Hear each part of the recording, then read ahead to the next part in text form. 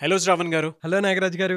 So budget ఎప్పుడైతే ప్రవేశపెట్టడం జరిగిందో గోల్డ్ రేట్స్ తగ్గాయి అనగానే అస్సలు మామూలుగా కాదు, అందరూ పండగ చేసుకుంటూ ఉన్నారు. ఎస్ ఇన్స్టెంట్గా ఎవరి ప్లానింగ్లో వాళ్ళు ఉన్నారనుకోండి, అది వేరే విషయం.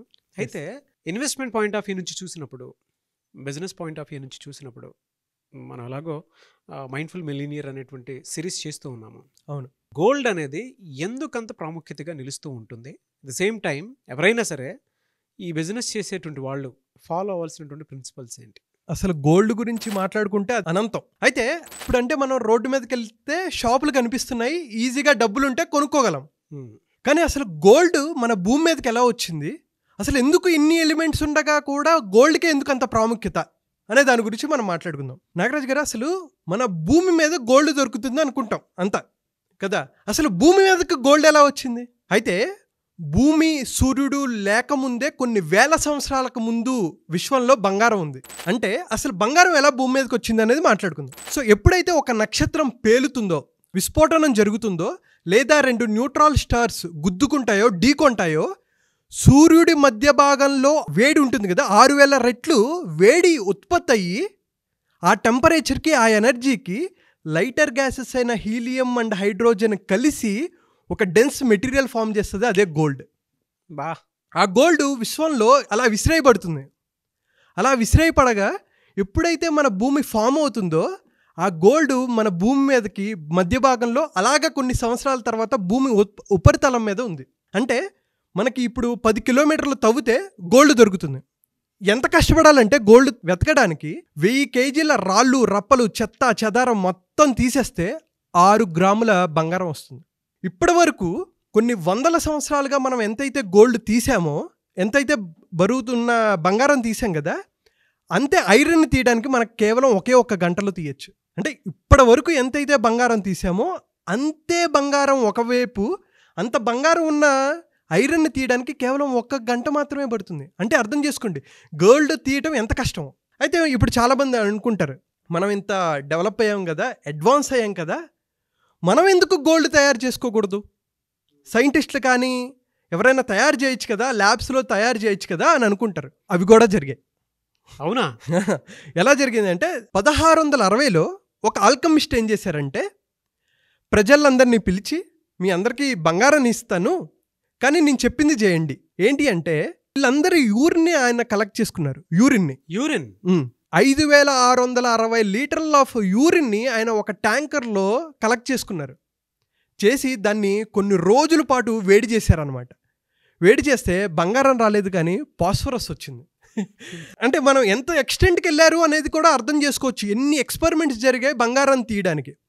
అయితే బంగారానికి ఎందుకు, చాలా మెటల్స్ ఉన్నాయి కదా, బంగారానికి ఎందుకు అంత ప్రాముఖ్యత అంటే, ఫర్ సపోజ్ గోల్డ్ ఉందనుకోండి, ఐరన్ ఉంది, ఐరన్ తుప్పు పడిపోతుంది, గోల్డ్ తుప్పు పట్టదు. కానీ మెర్క్యూరీ, కాడ్మియం ఇలాంటివన్నీ ఏమవుతాయంటే మన శరీరానికి మంచిది కాదు, వేసుకోవడానికి, ధరించడానికి. గోల్డ్ ఒక్కటే మంచిది. ఎందుకు? గోల్డ్ని మనం ఎంత కొట్టినా సరే అది ఎరగదు, సాగుతుంది. 28 గ్రాములు ఒక బంగారాన్ని మనం తీసుకొని దాన్ని గనక ఒక సన్నటి అలా థ్రెడ్ లాగా చేద్దామని అనుకుంటే 80 కిలోమీటర్ల దారం తయారు చేయొచ్చు మనం. 28 గ్రాములు అంటే ఎంత ఉంటుందండి, చాలా చిన్న వెయిట్, 28 గ్రాములని దాన్ని అలా తీస్తే 80 కిలోమీటర్లు ఒక వైర్ లాంటిది తయారు చేయొచ్చు. అంత ఫ్లెక్సిబుల్గా ఉంటుంది. అందుకనే కొంతమంది భోజనాల్లో కూడా తింటారు. అంటే డబ్బున్న రాజులు కానీ వీళ్ళందరూ బంగారాన్ని తింటారు కూడా. అవును కదా. సో ఇవంతా ఒక బంగారం గురించి ఒక బ్యాక్ స్టోరీ. ఇప్పటి వరకు 190,000 టన్నుల బంగారాన్ని వెలికి తీశారు. కేవలం ఇప్పుడు 57,000 టన్నుల మాత్రమే బంగారం భూమి మీద మిగిలిందని చెప్పి సైంటిస్టులు చెప్తున్నారు. అంటే ఇది ఎప్పటికీ ఎండ్ అయిపోవచ్చు అంటే 2040కి బంగారం అయిపోవచ్చు భూమి మీద అని చెప్పి చెప్తున్నారు.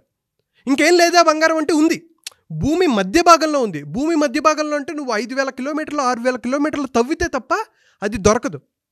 లేదా సముద్రాల్లో 2,000 కోట్ల కేజీల బంగారం ఉంది, కానీ దాన్ని వెలికి తీయలేము. ఎందుకంటే వెలికి తీయడానికి అయ్యే ఖర్చు తీసిన దానికన్నా ఎక్కువ. సో అది తీయలేం. ఇప్పుడు మన దగ్గర ప్రస్తుతానికి ఉన్నది.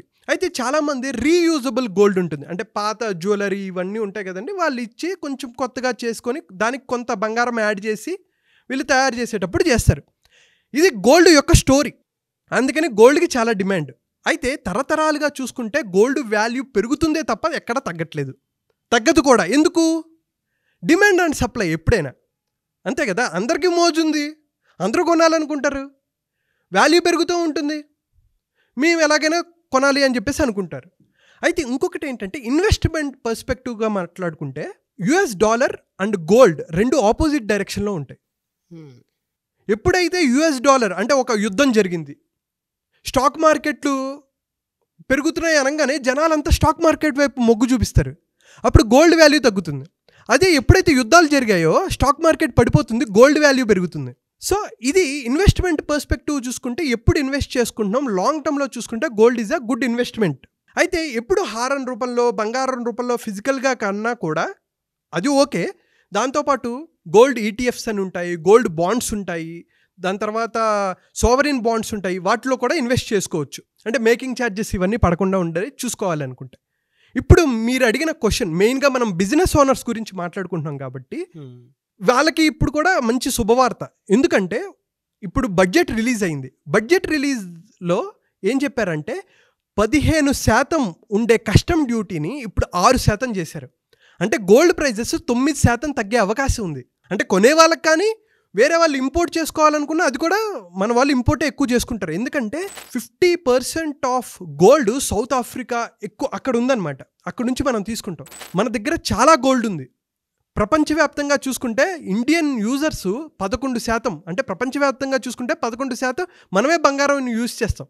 మనకు మోజు ఎక్కువ కదా, బంగారం అంటే ఇష్టం కాబట్టి. సో ఎవరికి ఉండే ఇష్టాలు వాళ్ళకు ఉంటాయి. సో ఈ ప్రాసెస్లో ఏం చేస్తారంటే చాలామంది తెలియక వేరే కంట్రీస్కి వెళ్ళినప్పుడు బంగారాన్ని ఎలాగైనా తెచ్చేద్దాం అనుకుంటారు. ఎన్ని తెగిస్తారంటే కొంతమంది విగ్గులో బంగారం బిస్కెట్లు పెట్టుకొని వస్తారు. లిమిట్ ఉంటుంది. మగవాళ్ళు 20 గ్రాములు తీసుకోవచ్చు, ఆడవాళ్ళు 40 గ్రాములు తీసుకోవచ్చు. సో వెళ్ళి వీళ్ళు 20 గ్రాములతో పాటు ఇంకా దీన్ని ఎలాగైనా తీసుకెళ్ళాలి, తక్కువ వస్తాయి అంటే వేరే కంట్రీస్లో కొంచెం తక్కువ, UAE కానీ మిగతా దేశాల్లో తక్కువ. వీళ్ళు కస్టమ్ డ్యూటీ ఎగ్గొద్దాం అనుకుంటారు. ఒకప్పుడు కస్టమ్ డ్యూటీ చాలా ఎక్కువ, 17% ఉండేది, దాని తర్వాత 15% అయింది, ఇప్పుడు కొంచెం తక్కువైంది, 6%కి వచ్చింది. వీళ్ళు ఏం చేసేవాళ్ళు, విచిత్రమైన విన్యాసాలన్నీ చేసేవాళ్ళు. విగ్గులో పెట్టుకునేవాళ్ళు, అండర్వేర్లో ఒక జోబు పట్టి దాంట్లో బంగారం పెట్టేవాళ్ళు, పిల్లల బొమ్మల చక్రాల్లో బంగారాన్ని పెట్టేవాళ్ళు. ఇంకా చెప్పాలంటే టాయ్స్ ఉంటాయి కదా, అట్టముక్కల్లో ఒక సన్నటి లేయర్తో పెట్టి బంగారాన్ని కవర్ చేసేవాళ్ళు, అలా చేసేవాళ్ళు. ఈవెన్ కొంతమంది బిజినెస్ ఓనర్స్ కూడా, ఎందుకంటే వీళ్ళు బిజినెస్ చేయాలి కాబట్టి ఏం చేసేవారంటే ఇలా తక్కువ ధరకి వాళ్ళ కొంతమంది మనుషుల చేత ఇలా తెప్పించుకోవాలని ట్రై చేశారు, కానీ వాళ్ళకి బ్యాక్ ఫైర్ అయింది. అది చాలా గుర్తుపెట్టు. సో ఇది బిజినెస్ ఓనర్స్ ఎవరైతే గోల్డ్ బిజినెస్ చేస్తున్నారో ఫస్ట్ వాళ్ళు చేయాల్సింది ఇంటిగ్రిటీ. వాల్యూస్తో కూడిన బిజినెస్ అనేది చేయాలని మనం ఎప్పటి నుంచో, ఏ బిజినెస్ అయినా, అది గోల్డ్ బిజినెసే కాదు, ఏ బిజినెస్ అయినా వాల్యూస్తో కూడిన బిజినెస్ చేయాలి. That is one thing. And ఎవరైనా కొనాలి అని అనుకుంటున్న వాళ్ళు కూడా చూసుకోవాల్సింది ఏంటంటే హాల్మార్క్. దీన్ని ఎలా చూసుకోవాలి? బంగారానికి వెనక ఆల్ఫాన్యూమెరిక్ కోడ్ ఉంటుంది, 6 డిజిట్ ఉంటుంది. ఆల్ఫాన్యూమెరిక్ అంటే నెంబర్స్ ఉంటాయి, ABCDలు కూడా ఉంటాయి అన్నమాట. ఆ కోడ్ని BIS కేర్ యాప్ అనే దాంట్లో ఎంటర్ చేస్తే ఇది ఎక్కడ తయారైంది, ఎప్పుడు తయారైంది అనే డీటెయిల్స్ వస్తూ ఉంటాయి. సో దానివల్ల ఇన్వెస్టర్స్, ఎందుకంటే కొనేవాళ్ళు ఎలాంటి జాగ్రత్తలు తీసుకోవాలి అనే దానికి చెప్పడానికి. అండ్ అలాగే బంగారం ఎప్పుడు మ్యాగ్నెటిక్ అతుక్కోదు. బంగారాన్ని తయారు చేయడానికి ఐరన్ పైరైట్ అనే ఒక నకిలీ దాంతో బంగారాన్ని తయారు చేస్తారు. ఐరన్ పైరైట్ అనే దాంతో, అది యాక్చువల్గా బంగారంలానే అనిపిస్తుంది. సో బంగారం ఇంకోటి చెప్పాలంటే ఎక్కువ మెరవదు. అబ్బా ఎంత ఎక్కువ మెరిస్తే అంత మంచి బంగారం అనుకుంటారు, కాదు. సో బంగారం మరీ ఎక్కువ మెరవదు, నార్మల్గా ఉంటుంది. దాన్ని కొంచెం లైట్ వల్ల అబ్జర్వ్ చేస్తే యూ కెన్ అబ్జర్వ్. ఇంకోటి చెప్పాలంటే అండి, ఒక 100 సంవత్సరాలుగా బంగారం రేట్లు ఎలా ఉన్నాయో నేను చెప్తానండి. 1925లో 10 గ్రాముల బంగారం 18 రూపాయలు ఉండేది. 1950లో 99 రూపాయలు ఉండేది. 1975లో 540 రూపాయలు 10 గ్రాములు. 2000 సంవత్సరంలో 4400. 2024 అంటే బడ్జెట్ తర్వాత ఈరోజు చూసుకుంటే ఆల్మోస్ట్ 69,000 70,000 ఉంది. ఎవ్రీ 25 ఇయర్స్కి చూసుకుంటే అద్భుతంగా గోల్డ్ అనేది పెరిగింది. సో ఇన్వెస్ట్ చేయాలి అని అనుకున్న వాళ్ళకి మంచి అవకాశం, అలాగే ఎవరైతే బిజినెస్ చేయాలనుకున్నా కూడా ఇది మంచి అవకాశం. అవును. అయితే ఎక్కువ మనం బిజినెస్ పర్స్పెక్టివ్లో ఇందాక చెప్పినట్టు మాట్లాడుకుంటున్నాం కాబట్టి, ఎవరు బిజినెస్ చేస్తున్నారు, అసలు బిజినెస్ ఎవరైనా పెట్టాలి అనుకున్నారనుకోండి, స్టార్టప్, నేను బంగారం బిజినెస్ పెట్టాలి అని అనుకున్నారు. ఎక్కువ బిజినెస్ చేసేవాళ్ళు ఏంటంటే హెరిడేటరీగా వచ్చేవాళ్ళు చేస్తూ ఉంటారు బంగారం బిజినెస్. వాళ్ళ నాన్నలు తాతల నుంచి అలాగా వారసత్వంగా బిజినెస్ చేస్తూ ఉంటారు. అయితే కాదు, నేను మా ఫ్యామిలీలో ఫస్ట్ బిజినెస్ చేయాలి, గోల్డ్ బిజినెస్ చేయాలి, మా పిల్లలకి నేను తరతరాలకి నేను ఒక లెజెండ్ అవ్వాలి అని అనుకుంటున్న వాళ్ళు ఏం చేయాలంటే ఫస్ట్ గోల్డ్ షాప్స్లో పని చేయటం, అక్కడ వర్క్ ఎలా ఉంటుంది, ట్రైనింగ్స్ అన్నీ అటెండ్ అవ్వాలి. మీ మినిమం క్యాపిటల్ ఎంత ఉండాలి అంటే, ఇందాక మనం మాట్లాడుకున్నట్టు ఇప్పుడు 10 గ్రాముల 24 క్యారెట్స్ గోల్డ్ 70,000 ఉంది. మీరు ఇప్పుడు బిజినెస్ చేయాలి అంటే అట్లీస్ట్ ఒక 1 kg గోల్డ్ మీరు కొనాలిగా. ఒక షాప్ పెట్టుకోవాలి అంటే కొంచెం పెద్దది, 10 లక్షలతో అయినా స్టార్ట్ చేయొచ్చు, 20 లక్షలతో అయినా స్టార్ట్ చేయొచ్చు. బట్ మీరు కొంచెం పెద్ద షాప్ పెట్టాలి అని అనుకుంటే అట్లీస్ట్ మీ దగ్గర బంగారం కొనడానికే 70 లక్షలు అవుతుంది ఒక కేజీ. ఒక కేజీతో మీరు 5 గ్రాములవి చేసిన 200 ఐటమ్స్, ఇంకొంచెం పెద్ద చేస్తే 150 ఐటమ్సే వస్తాయి. ఎక్కువ మందికి ఐటమ్స్ ఎక్కువ కావాలి, వెరైటీస్ ఎక్కువ కావాలి కాబట్టి ఎక్కువ బడ్జెట్ కావాలి. అండ్ అలాగే షాపు, తర్వాత లైసెన్సులు తీసుకోవాలి. అంత ఈజీ కాదండి. బంగారం బిజినెస్ ఎవరైతే స్టార్ట్ చేయాలనుకుంటున్నారో అంటే ప్రొసీజర్ ఎక్కువ ఉంటుంది. అది నేను నార్మల్గా దానికి ఒక మెంటరు, గైడెన్సు, ప్రాపర్గా లీగల్ డాక్యుమెంటేషన్స్ అవన్నీ చూసుకోవాలి. గవర్నమెంట్ నుంచి ఎక్కడి నుంచి బంగారం తెచ్చుకోవాలి, వాళ్ళు ఎటువంటి సప్లయర్సు, అవన్నీ కూడా చాలా జాగ్రత్తగా చూసుకోవాలి. అయితే ఆల్రెడీ మాకు బిజినెస్ ఉంది, మేము ఎలా స్కేల్ చేయాలి అనుకుంటే we are there to help you. ఏంటంటే ఒక కేస్ స్టడీ చెప్తా.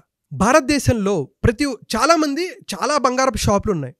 అలాగే టైటన్ వాళ్ళు ఏం చేశారంటే తనిష్క్ స్టార్ట్ చేశారు. 1994లో తనిష్క్ అనేది స్టార్ట్ అయింది. అయితే 2001 టైంలో తనిష్క్ 150 కోట్ల లాస్ ఉంది. తనిష్క్ వల్ల టైటాన్కి 150 కోట్ల లాస్. దాని మీద డిఫరెంట్ ఎక్స్పెరిమెంట్స్ చేశారు, ఎలాగైనా ఈ బిజినెస్ని స్కేల్ చేయాలి అని చెప్పి. వాళ్ళు కేరామీటర్ అని చెప్పేసి ఒకటి స్టార్ట్ చేశారు. అంటే బంగారం ఎంత క్వాలిటీ ఉందని చెక్ చేశారు. తర్వాత కొన్ని సంవత్సరాల తర్వాత ఇంప్యూర్ టు ప్యూర్ అనే ఒక కాన్సెప్ట్ తీసుకొచ్చారు. అంటే ఒక కాన్సెప్ట్ అనేది మీ బిజినెస్ ఎలా చేంజ్ చేస్తుంది అని చెప్పడానికి. ఓకే, వాళ్ళు ఏం చేశారంటే అమ్మమ్మల దగ్గర నుంచి కానీ నానమ్మల దగ్గర నుంచి కానీ వచ్చిన పాత గోల్డ్ ఉంటుంది, లేకపోతే తక్కువ క్యారెట్లు గోల్డ్ ఉంటుంది. వీళ్ళు తనిష్క్ వాళ్ళు ఏం చేశారంటే మీరు మా దగ్గరికి తీసుకురండి, మేము ఆ వెయిట్ చూసి దానికి కొంచెం మేకింగ్ ఛార్జెస్ యాడ్ చేసి మీకు బెటర్ క్వాలిటీ ఆఫ్ గోల్డ్ ఇస్తామని చెప్పేసి ఇంప్యూర్ టు ప్యూర్ అని చెప్పేసి ఒక కాన్సెప్ట్ క్రియేట్ చేశారు. అది సెన్సేషనల్ హిట్ అండి, సెన్సేషనల్ హిట్. ఇప్పుడు తనిష్క్ భారతదేశంలోనే అతిపెద్ద జ్యువెలరీ స్టోర్. 20,000 కోట్లు దాని టర్న్ ఓవర్. అంటే ఒక బిజినెస్ చేయడానికి అందరూ చేస్తున్నారుగా, మరి తనిష్కే ఎందుకు అంత సూపర్ హిట్ అయింది? It's all about strategies.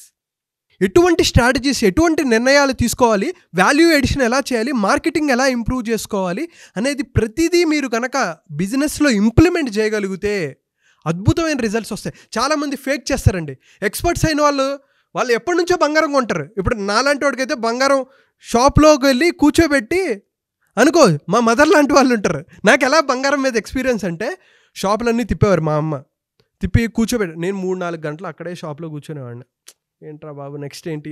అయితే వీళ్ళ అబ్జర్వేషన్, నాకేంటంటే అబ్జర్వేషన్ చాలా ఇష్టం. ఏంటి బంగారం వీళ్ళు ఎలా అమ్ముతున్నారు అని అబ్జర్వ్ చేస్తుండగా మా మదర్ చివరికి నెగోషియేషన్ చేస్తారు.